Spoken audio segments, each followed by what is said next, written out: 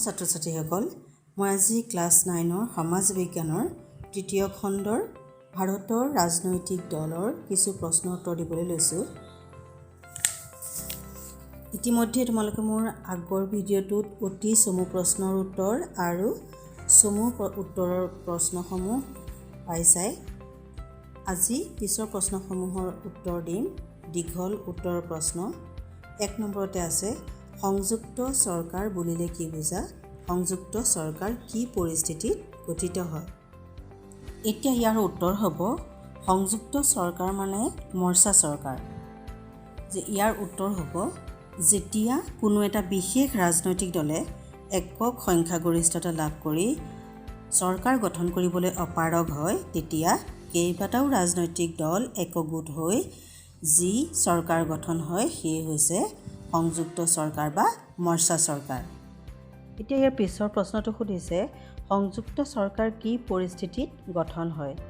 তেতিয়া আমি ইয়াৰ উত্তৰ লিখিব লাগিব যে এটা নিৰ্বাচনত কোটি কোটি টকা খৰচ হোৱাৰ পিছত যদি চৰকাৰ গঠনত জটিলতা আহে, তেন্তে পুনৰ নিৰ্বাচন পাতি চৰকাৰী ধনৰ অপব্যয় হ'বলৈ নিদিয়াৰ চেষ্টাতে মৰ্চা চৰকাৰ গঠন কৰা হয়। এইটোৱে হৈছে ইয়াৰ মূল কাৰণ। এতিয়া 2 নম্বৰ প্ৰশ্নটো আছে, সংযুক্ত অথবা মৰ্চা চৰকাৰৰ দুটা গুণ আৰু দুটা দোষ আলোচনা কৰা। এতিয়া মৰ্চা চৰকাৰৰ দোষ বুলিলে তোমালোকে ইয়াত দিয়া 6টা দিয়া আছে, 6টাৰ ভিতৰত তোমালোকে যিটোৱে সহজ পোৱা সেইটোৱে লিখিব পাৰিবা। দুৰ্বল চৰকাৰ লিখিব পাৰা, যে মৰ্চা চৰকাৰ সাধাৰণতে দুৰ্বল হয়। অংশগ্ৰহণকাৰী সকলো দলকেই সন্তুষ্ট ৰাখিবলগীয়া হোৱাৰ বাবে এই চৰকাৰৰ কোনো বিষয়তে দৃঢ়তাৰে আগবাঢ়িব নোৱাৰে, সেইটো লিখিব পাৰা। 3 নম্বৰটো লিখিব পাৰা, দীৰ্ঘম্যাদী আঁচনি গ্ৰহণত জটিলতা। মৰ্চা চৰকাৰ স্থায়িত্বৰ ক্ষেত্ৰত দুৰ্বল হোৱা বাবে দীৰ্ঘম্যাদী আঁচনি গ্ৰহণ কৰি কাৰ্যকৰী কৰাত জটিলতা উদ্ভৱ হয়। এই দুটা লিখিলে হ'ব। তাৰপিছত মৰ্চা চৰকাৰৰ গুণ বুলি কওঁতে আমি ইয়াৰে যিকোনো দুটা তোমালোকে লিখিব পাৰা, যে জাতীয় ঐক্য, সংহতি ৰক্ষা, এইটো লিখিব পাৰা। যে মৰ্চা চৰকাৰে বিভিন্ন ৰাজনৈতিক দলক এখন মজিয়ালৈ অনাৰ ফলত দলবিলাকে নিজৰ ৰীতি নীতি আদৰ্শ কঠোৰভাৱে লাগি নাথাকি বুজা বুজিৰে কাম কৰে, ফলত জাতীয় ঐক্য সংহতি বৃদ্ধি হয়। ইয়াৰ পিছতো লিখিব পাৰা, ৰাজহুৱা ধনৰ অপব্যয় হ্ৰাস।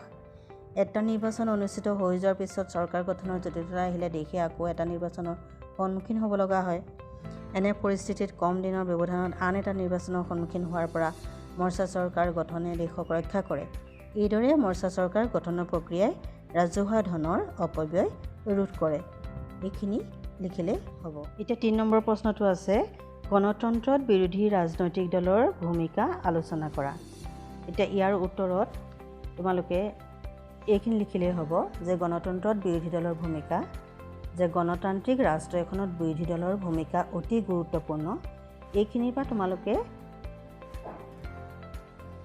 পৃথিৱীৰ প্ৰত্যেকখন গণতান্ত্ৰিক ৰাষ্ট্ৰতে বিৰোধী দলে লোৱা বলিষ্ঠ ভূমিকাই গণতন্ত্ৰক জনপ্ৰিয় চৰকাৰৰূপে প্ৰতিষ্ঠা কৰাত সহায় কৰিছে। এইখিনিলৈকে লিখিলেই হ'ব উত্তৰ। এতিয়া 4 নম্বৰ প্ৰশ্নটো চোৱা, আঞ্চলিক ৰাজনৈতিক দলৰ জন্মৰ মূল কাৰণকেইটা আলোচনা কৰা।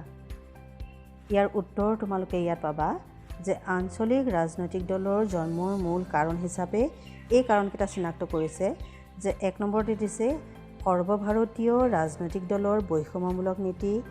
2 নম্বৰতে দিছে দেশখনৰ বিভিন্ন ভাষিক আৰু ধৰ্মীয় গোষ্ঠীৰ মাজত থকা ভিন্নতা। 3 নম্বৰতে সংখ্যালঘুসকলৰ মাজত থকা নিৰাপত্তাহীনতাৰ ভাৱ। কেন্দ্ৰীয় চৰকাৰৰ অধিক কেন্দ্ৰীকৰণৰ প্ৰৱণতা আৰু ৰাজ্যিক সম্পদসমূহৰ ওপৰত অধিক কৰ্তৃত্ব লাভৰ প্ৰচেষ্টা। তাৰপিছতে সকলো ৰাজ্যৰ ক্ষেত্ৰত কেন্দ্ৰীয় চৰকাৰৰ সমদৃষ্টিৰ অভাৱ। তাৰপিছতে শেষত ৰাষ্ট্ৰীয় দলৰ বা কেন্দ্ৰীয় চৰকাৰৰ ৰাজ্যিক নেতৃত্বৰ দুৰ্বলতা আদি। এইখিনি লিখিলে হ'ব। 5 নম্বৰ প্ৰশ্নটো আছে, গণতান্ত্ৰিক ৰাষ্ট্ৰত ৰাজনৈতিক দলৰ প্ৰয়োজনীয়তা সম্পৰ্কে লিখা। এই প্ৰশ্নটোৰ উত্তৰ অলপ মিলাই লিখিব লাগিব, যে ৰাষ্ট্ৰ পৰিচালনাৰ পুৰণি ৰীতি, ৰাজতন্ত্ৰৰ দিনত ৰজা আছিলে একচ্ছত্ৰী শাসক আৰু তেওঁৰ মুখৰ কথাই আছিলে আইন। কিন্তু পৰৱৰ্তী কালত সমগ্ৰ বিশ্বতে ৰাজতন্ত্ৰ ক্ৰমাৎ বিলোপ হয় আৰু তাৰ পৰিৱৰ্তে গণতন্ত্ৰৰ ধাৰণাই বিশেষ গুৰুত্ব লাভ কৰে। গণতন্ত্ৰৰ জন্মৰ লগে লগেই ৰাজনৈতিক দলেও আত্মপ্ৰকাশ কৰিলে আৰু ই গণতান্ত্ৰিক শাসন ব্যৱস্থাৰ অংগ হৈ পৰিল। বৰ্তমান সময়ত গণতন্ত্ৰ আৰু ৰাজনৈতিক দল দুয়োটাই এটা আনটোৰ পৰিপূৰক। ৰাজনৈতিক দল অবিহনে যেনেকৈ গণতন্ত্ৰ অচল, ঠিক একেদৰেই গণতন্ত্ৰ অবিহনে ৰাজনৈতিক দল অৰ্থহীন। ৰাজনৈতিক দল হৈছে শাসক আৰু জনসাধাৰণৰ মাজৰ এক যোগসূত্ৰ। ই সৰ্বসাধাৰণৰ প্ৰশাসনৰ ওচৰ চপাই নিয়ে। পৃথিৱীৰ প্ৰত্যেকখন গণতান্ত্ৰিক ৰাষ্ট্ৰতে ৰাজনৈতিক দল অথবা দলীয় প্ৰথাৰ ব্যৱস্থা আছে। এই দলীয় প্ৰথা হয়তো ক'ৰবাত একদলীয়, ক'ৰবাত দ্বিদলীয় আৰু ক'ৰবাত বহুদলীয়। তাৰপিছতে আমি লিখিব লাগিব, একদলীয় শাসন ব্যৱস্থা থকা ৰাষ্ট্ৰত বহুতে প্ৰকৃত গণতান্ত্ৰিক ৰাষ্ট্ৰ বুলি ক'ব নোখোজে যদিও তেনে ৰাষ্ট্ৰ কিন্তু গণতান্ত্ৰিক ৰাষ্ট্ৰ বুলিয়েই দাবী কৰে। দ্বিতীয় ব্যৱস্থাত দেশৰ জনসাধাৰণৰ সন্মুখত দুটা প্ৰধান ৰাজনৈতিক দল থাকে আৰু তেওঁলোকে দলীয় ব্যৱস্থা বা নীতি আদৰ্শ পচন্দ কৰি যিকোনো এটা দলক সমৰ্থন কৰে বা সদস্য হয়। ইয়াৰ বিপৰীতে ভাৰতবৰ্ষৰ দৰে দেশত থকা বহুদলীয় ব্যৱস্থাটো প্ৰকৃত গণতান্ত্ৰিক ব্যৱস্থা বুলি ক'ব পাৰি। এটা কথা লক্ষ্য কৰিলে দেখা যায় যে বহুদলীয় ব্যৱস্থাত গণতান্ত্ৰিকতকৈও দ্বিদলীয় ব্যৱস্থা থকা গণতন্ত্ৰ অধিক সুস্থিৰ আৰু সবল। বহুদলীয় ব্যৱস্থা থকা গণতন্ত্ৰত সঘনাই সৃষ্টি হ'ব পৰা ৰাজনৈতিক সংকট দ্বিদলীয় ব্যৱস্থাত নাথাকে। তাৰপিছতে আমি লিখিব লাগিব যে ৰাজনৈতিক দল অবিহনে বৰ্তমান গণতন্ত্ৰৰ ধাৰণা অমূলক। গণতান্ত্ৰিক ৰাষ্ট্ৰ এখনত থকা বহুতো ৰাজনৈতিক দলৰ বাবে অত্যন্ত প্ৰয়োজনীয় কিছুমান বৈশিষ্ট্য আছে।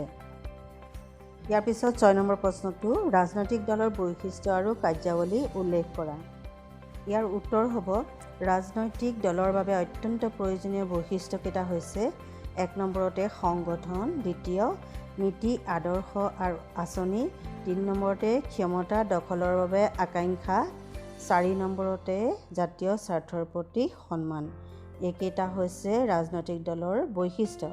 কিন্তু তাৰ পিছতে আকৌ সুধিছে ৰাজনৈতিক দলৰ প্ৰধান বা এখন ৰাষ্ট্ৰৰ প্ৰধান কাম।